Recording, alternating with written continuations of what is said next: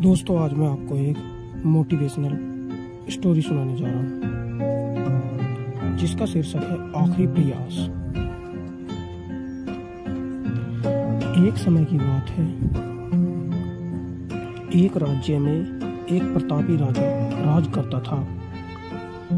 एक दिन उसके दरबार में एक विदेशी आगंतुक आया और उसने राजा को एक सुंदर पत्थर उपहार में दिया। राजा वह पत्थर देख बहुत प्रसन्न हुआ। उसने उस पत्थर से भगवान विष्णु की प्रतिमा का निर्माण कर उसे राज्य के मंदिर में स्थापित करने का निर्णय लिया और प्रतिमा निर्माण का कार्य राज्य के महामंत्री को सौंप दिया। महामंत्री गांव के सर्वश्रेष्ठ मूर्तिकार के पास गया और उसे वह पत्थर देते हुए बोला, महाराज, मंदिर में भगवान विष्णु की प्रतिमा स्थापित करना चाहते हैं। 7 दिवस के भीतर इस पत्थर से भगवान विष्णु की प्रतिमा तैयार कर राजमहल पहुंचा देना। इसके लिए तुम्हें 50 स्वर्ण मुद्राएं दी जाएंगी। 50 स्वर्ण मुद्राओं की बात सुनकर मूर्तिकार खुश हो गया और महामंत्री के जाने के उपरांत प्रतिमा का निर्माण कार्य प्रारंभ करने के उद्देश्य से अपने औजार निकाल लिए।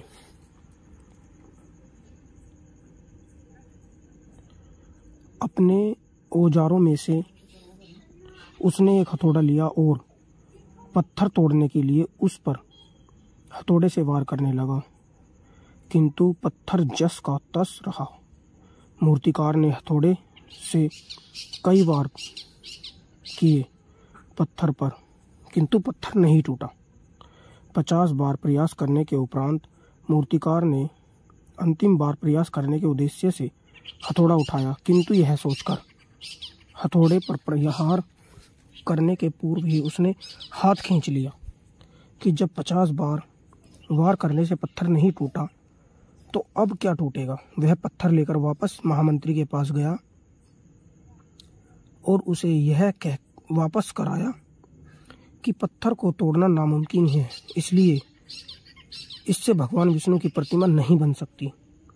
महामंत्री को राजा का आदेश हर स्थिति में पूर्ण करना था, इसलिए उसने भगवान विष्णु की प्रतिमा निर्मित करने का कार्य गांव के साधारण मूर्तिकार को सौंप दिया। पत्थर लेकर मूर्तिकार ने महामंत्री के सामने ही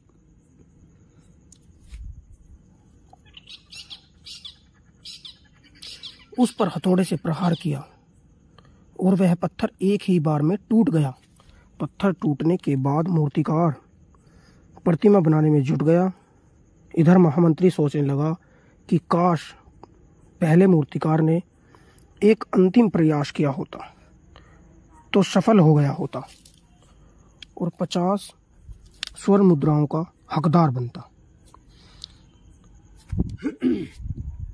दोस्तों, हमें इस कहानी से सीख मिलती है, हम भी अपने जीवन में ऐसी परिस्थितियों से दो चार होते हैं।